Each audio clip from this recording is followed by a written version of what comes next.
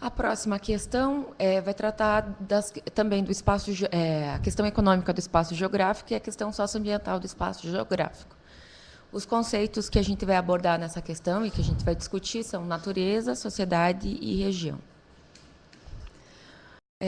Então, é uma questão do Enem de 2011. A floresta amazônica, com toda a sua extensão, imensidão, não vai estar aí para sempre. Foi preciso ampliar toda essa taxa de desmatamento de quase 20 mil quilômetros quadrados ao ano, na última década do século XX, para que uma pequena parcela de brasileiros se desse conta de que o maior patrimônio natural do país está sendo torrado. Então, é um textinho que está falando sobre o desmatamento na Amazônia. A pergunta referente a esse texto é a seguinte: um processo econômico que tem contribuído na atualidade para acelerar o problema ambiental descrito nesse textinho que a gente leu antes eu quero chamar a atenção para o enunciado, e ele dá a resposta nessa palavrinha aqui, ó, processo econômico que tem contribuído na atualidade, para acelerar o problema ambiental. Então, pensando hoje, atualmente, qual é o processo econômico que tem contribuído para o desmatamento da floresta amazônica? Letra A expansão do projeto Carajás com incentivos do governo, incentivos fiscais. Vamos lembrar, então, do projeto Carajás. O projeto Carajás foi um projeto de mineração implantado na região norte, mas na década de 80. Então, hoje ele não está tão ativo quanto ele esteve lá na década de 80. Então, já não é um processo econômico atual. Letra B, que é o correto. A difusão do cultivo de soja com a implementação de monoculturas mecanizadas. Se a gente lembrar da questão que a professora Tatiane acabou de comentar, com o avanço tecnológico, a modernização da agricultura, com o cultivo de sementes adaptadas, né, a difusão da soja tem ampliado, tem crescido cada vez mais na região norte, principalmente na região amazônica. Então, estão sendo desmatadas grandes áreas para a monocultura, principalmente da soja. Então, esse é o processo econômico que está acontecendo atualmente, que está contribuindo para o grande desmatamento da floresta. Por que a letra C não está certa? Né? Você está falando lá da construção da rodovia transamazônica, com o objetivo de interligar a região norte ao restante do país. A construção da Transamazônica, ela aconteceu lá na década de 60, 70, durante o governo militar, né? Ligava a Paraíba à Amazônia. E hoje a gente sabe, né, todos o que existe em torno da Transamazônica. Muitos lugares ela leva nada a lugar nenhum, mas ela ocorreu na década de 60, 70. Foi durante essas 2 décadas, né, o processo da construção da Transamazônica. Então, não é um processo econômico atual. A letra D, a alternativa D, diz o seguinte: criação de áreas extrativistas do látex das seringueiras para os chamados povos da floresta. O extrativismo do látex foi um processo econômico muito importante antes da Segunda Guerra Mundial, nos anos 30, principalmente, com a construção lá na região norte da Fordelândia, né? Grande incentivador dessa extração de borracha era o Henry Ford, dos Estados Unidos, né? A produção de borracha. Após a Segunda Guerra Mundial, o látex teve o seu papel econômico diminuído frente à produção de borracha sintética. E outra coisa importante que a gente tem que lembrar aqui, os povos da floresta, ou da floresta amazônica, eles utilizam a seringueira para retirar o látex, e essa seringueira tem que estar em pé.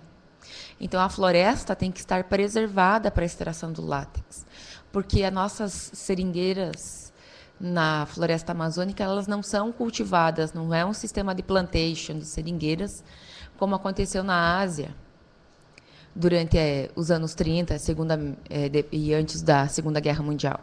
Na floresta amazônica, elas são nativas. Então, os povos, eles retiram o látex das seringueiras, mas para retirar o látex, a floresta tem que estar em pé. Então, os grandes defensores da floresta amazônica são os povos da floresta. Os povos de conhecimentos tradicionais que fazem uso sustentável da floresta. Então, primeiro, que o grande ciclo da borracha, esse processo econômico do extrativismo do látex, não tem um papel tão importante hoje economicamente, já teve, então não é atualmente. E segundo, porque precisa da floresta em pé para se fazer esse trabalho. Então, e a letra E, a última alternativa dessa questão, diz o seguinte: ampliação do polo industrial da Zona Franca de Manaus, visando atrair empresas nacionais e estrangeiras. Primeiro, que o polo industrial da Zona Franca de Manaus se restringe à cidade, né? O polo industrial na área industrial da cidade de Manaus. Não ocupa grande parte da Amazônia. E também a floresta não vem sendo desmatado para construção de novas indústrias nesse local. Hoje, o que a gente tem lá na Zona Franca de Manaus são em torno de 600 indústrias. Esse ano, a nossa presidente ela ampliou o contrato da Zona Franca de Manaus, a vigência da Zona Franca de Manaus, por mais 50 anos. A Zona Franca de Manaus concede vários benefícios às indústrias instaladas nessa região, como isenção de impostos para a importação de produtos, ou de peças. Então, isso faz com que muitas empresas instaladas na Zona Franca de Manaus são empresas montadoras, né? Principalmente de motocicletas, produtos eletroeletrônicos, TVs, geralmente, né? Mas a grande dificuldade da Zona Franca de Manaus é que ela está situada num lugar longe, que o transporte é só feito por rodovias. Então, quando esse produto chega na região sul, na região sudeste, ele já está mais caro. Então, perde a competitividade. Então, não tem uma grande instalação de indústrias lá recentemente. Tem a manutenção das indústrias já existentes. Então, eu volto a repetir. A alternativa correta é a letra B, que a grande vilã do desmatamento é o cultivo da soja, porque são áreas de monocultura, né, o plantio altamente tecnológico, né, e grandes extensões de terras. Bom, a próxima questão a gente vai continuar ali discutindo a dimensão econômica do espaço e a dimensão socioambiental do espaço. E os conceitos que vão estar relacionados com essa questão é o conceito de natureza, sociedade e região. Então, essa questão ela foi tirada do Enem de 2011, tá? Ali no enunciado dela nós temos um pequeno texto introdutório. Subindo morros, margeando córregos ou penduradas em palafitas, as favelas fazem parte da paisagem de 1/3 dos municípios do país, abrigando mais de 10 milhões de pessoas, segundo os dados do Instituto Brasileiro de Geografia e Estatística. Então, ali pelo texto introdutório, a gente já pode perceber que ele está chamando a atenção para um problema urbano que acontece na maioria das cidades brasileiras, que são as favelas. Lembrando que, geralmente, as favelas, muitas vezes, elas estão localizadas em áreas de risco, ali como o próprio texto fala, né? Subindo em morros, a gente pode pensar na questão das encostas, margeando os córregos, as margens dos rios, penduradas nas palafitas, né? Na região norte, a gente sabe, nas regiões ali próximas aos grandes rios, nós temos as palafitas, onde as pessoas constroem suas habitações, né? E elas fazem parte da paisagem de boa parte das cidades brasileiras.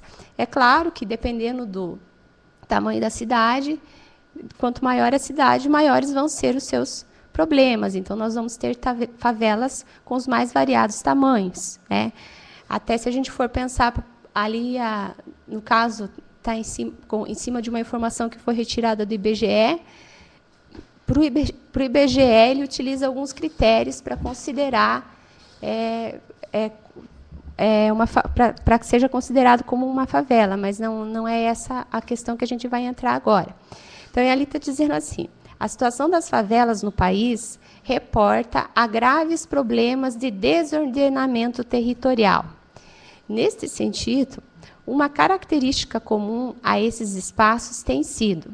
Então, observem que ali nós temos duas palavras-chave: desordenamento territorial, tá? Uma desordem no território, e nós temos também uma característica comum a esses espaços, tá? Então, lá na primeira alternativa, nós temos lá a alternativa A: o planejamento para a implantação de infraestruturas urbanas necessárias para atender às necessidades básicas dos moradores. Então, isso não é uma característica comum de todas as favelas. A gente sabe que, em alguns lugares, o poder público, através lá dos governos municipais ou estaduais, realiza alguns projetos de reurbanização para instalar algum tipo de infraestrutura básica, rede de água, luz, saneamento, enfim, algumas coisas para beneficiar, para melhorar as condições de vida da população. Mas isso não é uma característica comum de todas as favelas. A gente sabe que muitas ficam lá durante muitos e muitos anos sem receber nenhum tipo de benefício nesse sentido. Além disso, a gente sabe que, muitas vezes, elas só vão receber a devida atenção quando, de repente, tiver algum outro interesse de valorização daquela área para algum investimento imobiliário, ou então, de repente, algum grande evento que vai ser realizado naquele local, por exemplo, um evento esportivo de grande, como a Copa do Mundo, Olimpíadas, que pode fazer, né, com que, de repente, os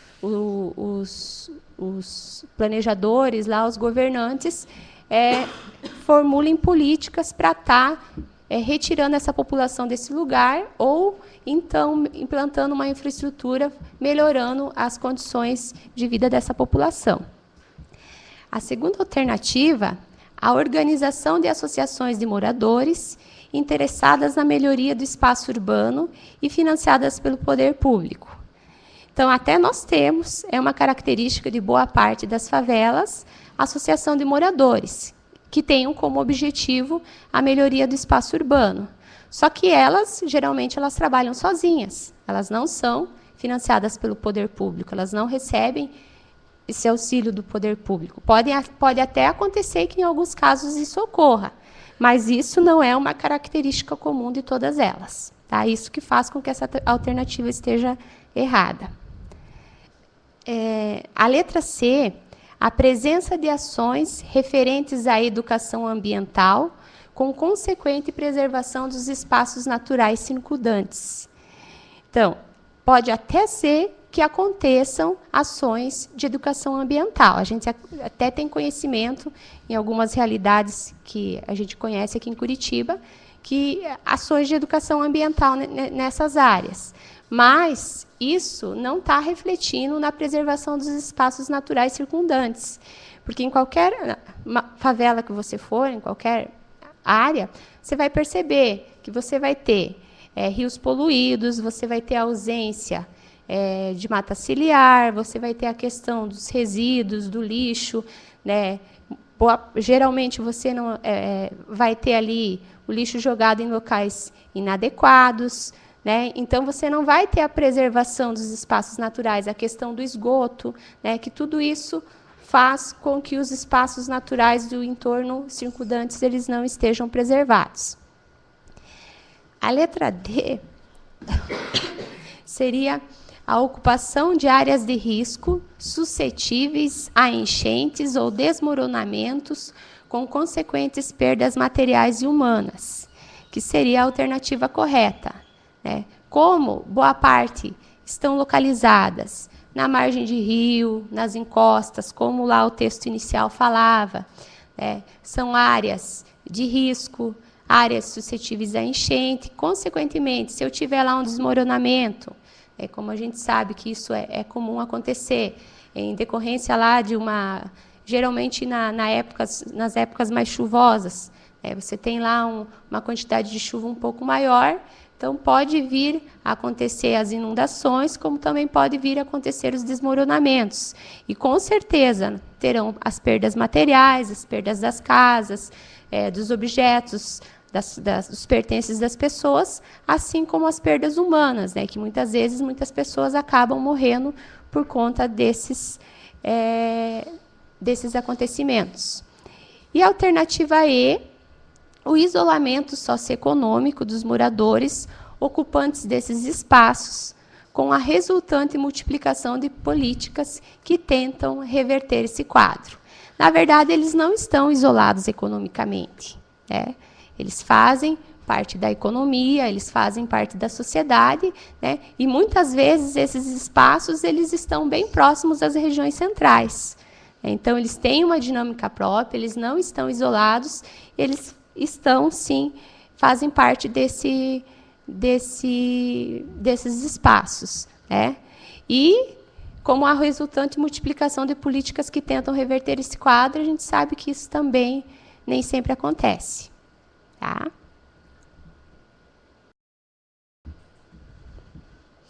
Então, a quinta questão também vai tratar desses dois conteúdos econômicos e socioambiental do espaço geográfico. E os conceitos para a gente pensar essa questão são paisagem, natureza, sociedade e lugar. É uma questão do Enem de 2009 e é sobre a chuva ácida. Então, vamos lá ao textinho introdutório da questão. Em 1872, Robert Angus Smith criou o termo chuva ácida, descrevendo precipitações ácidas em Manchester, após a Revolução Industrial. Trata-se de um acúmulo demasiado de dióxido de carbono e de enxofre na atmosfera, que reagem com os compostos dessa camada, formando gotículas de chuva ácida e partículas de aerossóis. A chuva ácida não necessariamente ocorre no lugar poluidor, pois tais poluentes, ao serem lançados na atmosfera, são levados pelos ventos, podendo provocar a reação em regiões distantes. A água, de forma pura, apresenta o pH 7.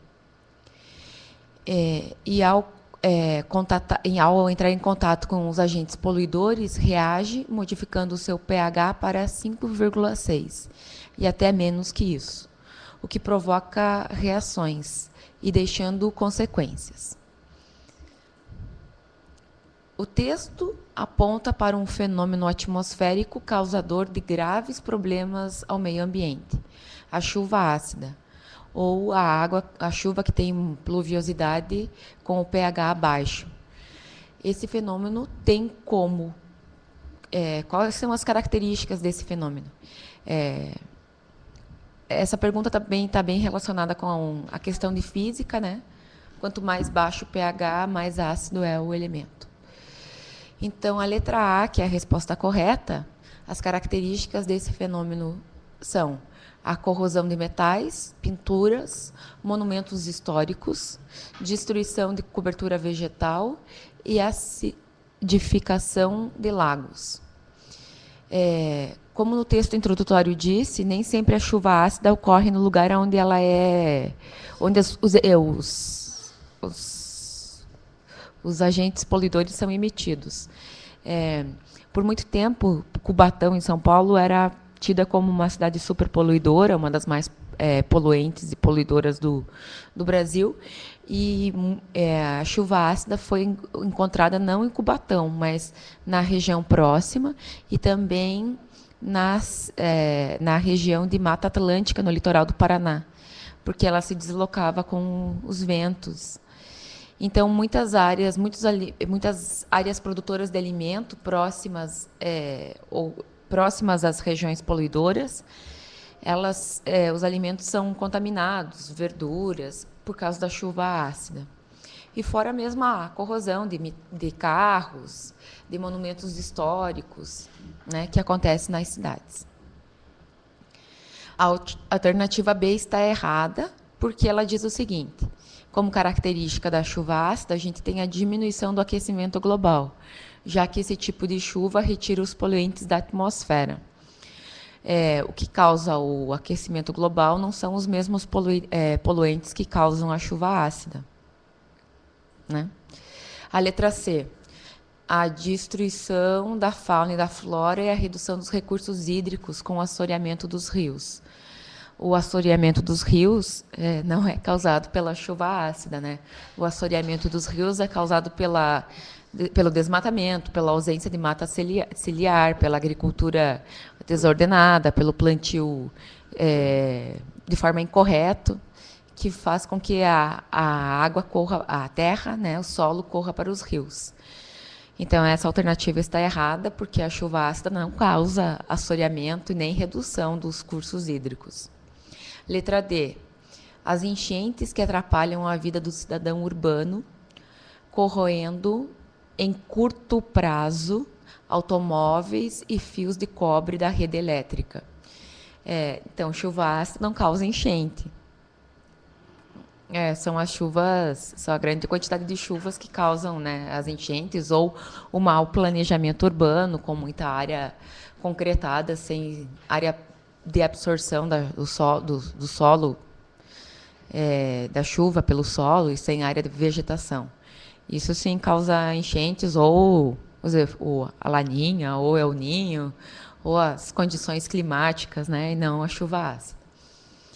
E a letra E também está incorreta, porque ela diz o seguinte: característica da chuva ácida é a degradação da terra nas regiões semiáridas, localizadas, em sua minoria, no nordeste do país. A gente sabe que a causa da seca no nordeste é a questão climática, de localização, também de degradação da natureza, e não a chuva ácida.